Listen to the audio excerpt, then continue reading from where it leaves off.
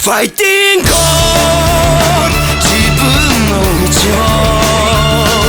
Hey guys, James here, and today we're proving how Panna Cotta Fugo is the most misunderstood character in all of JoJo's. This claim mostly stems from the general discourse surrounding his character, as most people really don't like him.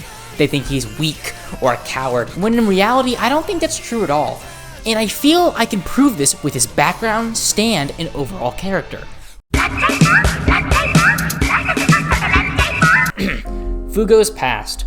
Fugo was born into an elite family, who put immense pressure onto him, which caused him to form violent anger issues, and even almost kill his own father, only stopping just before. Fortunately for Fugo, he was blessed with a great intelligence, sporting an IQ of over 152, which led him attending a university at a young age. Despite this blessing, his upbringing as a whole was miserable and isolating. Fugo wouldn't even get a glimmer of hope, even at that university, as one of the professors that he idolized looked up to him, put him on a pedestal for his skill and intelligence, attempted to manipulate and seduce Fugo for what was hinted at to be a second time. Things. I have to go. Now, wait just a moment. I'd be more than happy to loose my lips regarding the questions on the next big test. Everything's going to be just fine. Relax, you're in good hands. Stop it! Get your hands off me! I looked up to you! I wanted to be like you! Now, you would think Fugo would get his rights. He would get justice. He would get the help that he needs at this point. And you'd be wrong, actually, because when the school found out what happened to Fugo, he was actually arrested, as no one believed his side of the story. Although, he was bailed out by his parents, using their status and influence. But it didn't matter. They felt nothing towards Fugo as a young child, and they left him to the streets, having to fend for himself, unable to attend to any schools and live a normal life. Fugo was irreparably damaged by this experience, causing him to suffer, self-isolating himself to protect others from him. Fortunately, Fugo was saved by Bruno Bucciarati and eventually passed Polpo's test, and only then formed Purple Haze, because if Fugo was born with the stand, maybe then we could have seen a more happy version of his soul manifested. I really do wonder who Fugo was before all this trauma. But it wasn't all doom and gloom, as later, because of Bruno's positive influence, Fugo was able to take in Narancia, another troubled youth, into the same restaurant Fugo was saved in. And that's his backstory. Fun fact, most of his backstory was actually anime only, at least with all the visuals and stuff.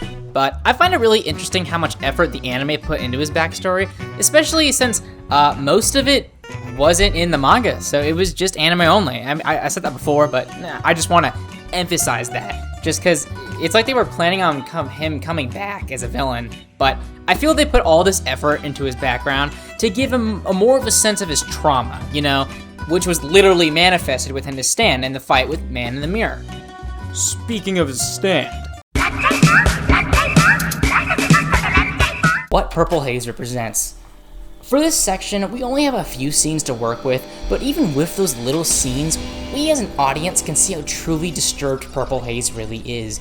You see, in the episode of Fugo vs. Lucio, Fugo, Giorno, and Abbacchio are tasked with getting a key in Pompeii's ruins to escort the mafioso's daughter Trish to a discreet location. This isn't crazy important, but I just wanted to probe some background knowledge for those who haven't watched the episode. Unfortunately, this devolves into a deathmatch, as Fugo notices something is near a pillar, where he sees a mirror, something reflective, but then he sees a man in that mirror. See what I did there? But that mirror held the stand user, Lucio, who can hide in any reflective surface using his stand.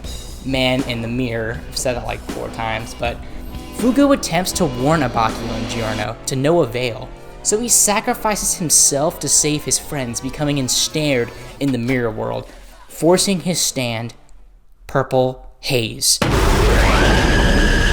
This stand, this scene right here, is where Fugo separated from his stand, is his soul truly uncontrolled and unfiltered. It's who Fugo truly is. Abbacchio comments on the violence and aggression the stand holds. He says this not out of caution, but out of genuine fear. The unhinged nature here is very overlooked, as yes, we have seen stands in the past where their user is not controlled or they're separated from their user, like with Part 6 in Jotaro, and his stand Star Platinum, acting erratic and aggressive, but Star Platinum still acts stoic in nature, just like his user. Compared to the insipid rage Purple Haze shows, we can see what Fugo has been dealing with internally, with his stand being the embodiment of all the unrequited rage and emotion being the result of what the world has done to him. With no healthy outlet, Fugo holds all of this inward. While yes, I will say most stands in his position would act similarly, but not to this degree. He's deranged. He's erratic. I mean, look at him. That is not normal. The difference is that to act this deranged to this degree is only unique to Fugo, and perhaps maybe Diavolo, but even then he has like DID or multiple personality disorder, so like he's still insane, much like Fugo, or okay, not insane, but like filled with trauma, if you get what I'm saying. But his, mental state of his stand is also shown with the incessant need to be clean, constantly drooling on himself until bruised, making the stand even more erratic. This need to be clean can be interpreted as what happened to him as a child, being violated by the professor, never truly feeling clean. And it's really sad how deeply this caused Fugo to suffer. It changed his soul.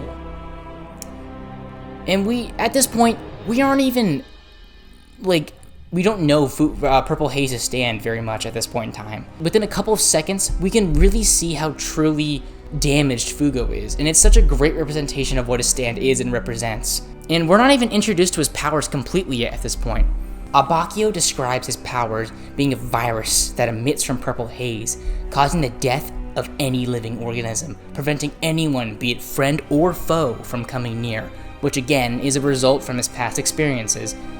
This indignation towards people coming near him in Purple Haze speaks volumes, as the stands aren't just emotions or thought, they are what the user fundamentally is. Much like Josuke in his Crazy Diamond being an act of love, Fugo's intense animosity is what something a villain would have. Not to bash on Fugo, but quite the opposite. The way Purple Haze is characterized here, and the way he fights, is why I love Fugo so much. He's such a well-written and broken character, and fits amazingly into what a stand represents. So far, within the series, most stands are unique, of course, but with Purple Haze, such outward pain and emotion has not been topped yet. The monstrous power Purple Haze is shown when Lucio attempts to escape only to be brutally, badly, beaten to death by Purple Haze. But at least the fight does have a happy ending, with Fugo gaining a friendship with Giorno and respecting Abakio even more, which makes his decision at the boat scene all the more heartbreaking, as he does care about the gang as if he were his family.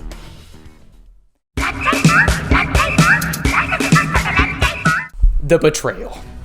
Eventually, we reach the climax of Fugo's arc, being at the docks of the location where Trish was supposed to be dropped off at. The gang is presented with a choice offered by Bucciarati, being to leave and betray the Passione to kill the boss, thus saving Trish, or to stay and betray Bucciarati and the gang. All but two of the gang members join, being Narancia and Fugo, the two surrogate brothers, if you will. Narancia loves Fugo like an older brother, but also loves Bucciarati as sort of a parental figure. Narancia sees Fugo paralyzed with fear, and he's conflicted, almost missing his chance. But he decides to go with the main group, as you know, leaving Fugo all alone. And at this point, this is the main controversial point, is where I see two camps of thought.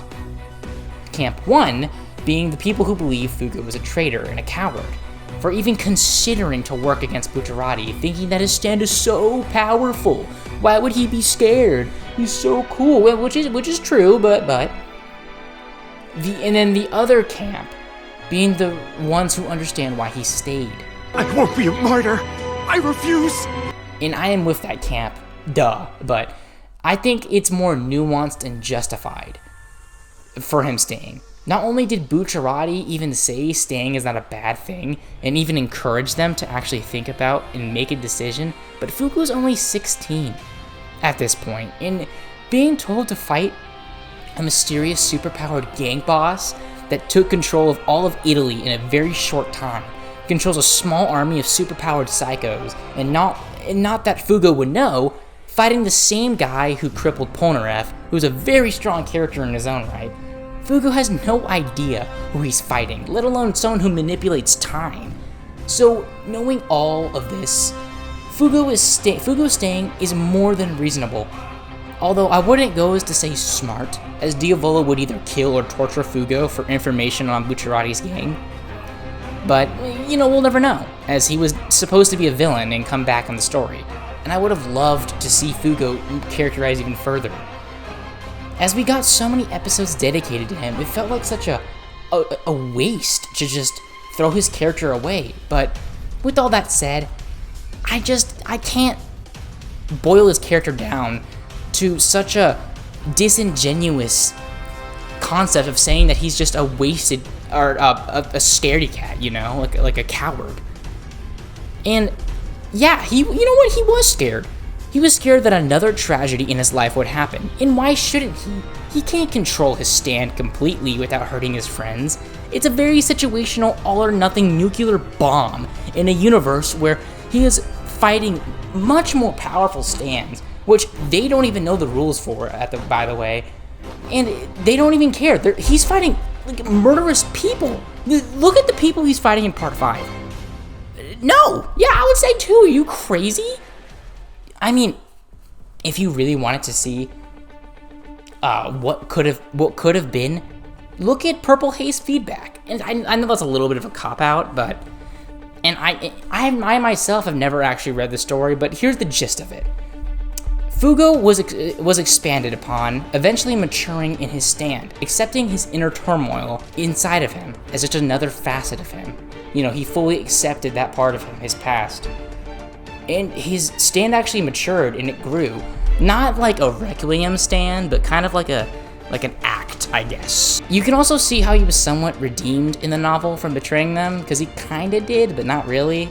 As Giorno actually did end up forgiving Fugo at the end of the novel, but I've never actually read it, and it's not even canon, but that's just what I choose to believe what would happen at the end of Part 5, if Fugo did decide to come back.